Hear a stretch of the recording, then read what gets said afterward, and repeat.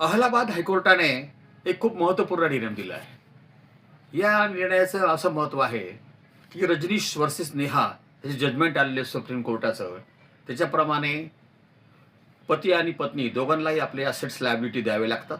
आपलं काही उत्पन्न आहे, इन्कम सोर्स आहे, एक्सपेन्सेस सोर्स आहे, हे सगळ्या प्रकारे द्यावे लागतात. यापूर्वी काय व्हायचं, महिला काही देतच नव्हतात. त्या दाखवायच्या का आम्ही काहीच कामधंदा करीत नाही.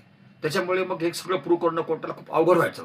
प्रत्येक महिला तिचा रोजगार लपवून ठेवायची आणि पती पण त्याचा जर काही इन्कम सोर्स असेल तर कोर्टापासून लपवून ठेवायचा. त्याच्यामुळे रजनीश वर्सेस नेहा हे जे जजमेंट आलेले आहे सुप्रीम कोर्टात, त्याच्याप्रमाणे आता अलीकडे मेंटेनन्स संदर्भात ज्या पण काही केसेस कोर्टामध्ये येतात त्या सगळ्या केसेसमध्ये कंपल्सरी ॲप्लिकंट रिस्पॉन्डंट अर्जदार सामनेवाले यांना दावा दाखल करतेवेळी अर्ज दाखल करताना असेट्स अँड लायबिलिटी द्यावी लागते. त्याच्यामध्ये माहिती लपवता येत नाही. जर दोघांपैकी कुणीही आपली माहिती खोटी दिली तर खाली त्या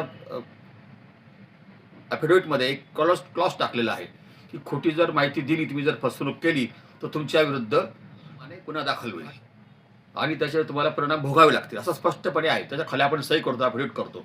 पण तरी बऱ्याच वेळा खोटी माहिती दिली जाते. अनेक वेळा असं होतं की माहिती देताना काही माहिती दडवून ठेवली जाते, देतच नाही, लपवून ठेवते, नंतर ती उघडकीस येते. आणखी एक गोष्ट अशी, या जो खटला आपल्या समोर आला होता अहलाबाद न्यायालयासमोर, उच्च न्यायालयासमोर, याच्यामध्ये पतीने त्याची जी माहिती होती ही कोर्टात दिलीच नव्हती. पत्नीने दिली होती, पतीने दिली नव्हती. मग अशा वेळी काय होतं, त्यांनी शेवटपर्यंत सांगून दिली नाही, नाही दिली. मग पुढे हे प्रकरण फॅमिली कोर्टामध्ये गेलं होतं. फॅमिली कोर्टातून हे प्रकरण पिलीभीत इथल्या फॅमिली कोर्टात हे प्रकरण चाललं होतं. त्या पिलीभीतच्या कोर्टाने 3,500 रुपये पत्नीला मेंटेनन्स दिलं होतं आणि हा खटला पुढे वरच्या कोर्टात गेला, अहलाबाद उच्च न्यायालयात गेला.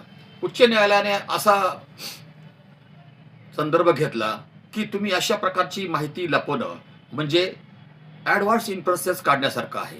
म्हणजे तुमच्याकडे आहे पण तुम्ही लपवून ठेवता, म्हणजे तुमच्या विरुद्ध मग अशा प्रकारे ऑर्डर होऊ शकते. तुम्ही लपवून ठेवणं म्हणजे तुमच्या विरुद्ध त्याचा वापर केला जातो.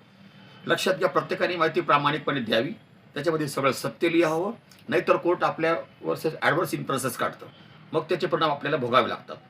या खटल्यामध्ये नंतर श्याम मोहन बॅनर्जी वर्सेस उत्तर प्रदेश या खटल्यामध्ये न्यायाधीश गरिमा प्रसाद यांनी हा महत्त्वपूर्ण निकाल दिलेला आहे. आपणही आपल्या मॅटर्समध्ये हा निकाल वापरू शकतात. दोघांनी प्रामाणिकपणे असेट्स लायबिलिटी भरून द्यावी. जर ते दिले नाही तर आपले अगेन्स्ट ॲडव्हान्स इन्फरन्स काढले जातात.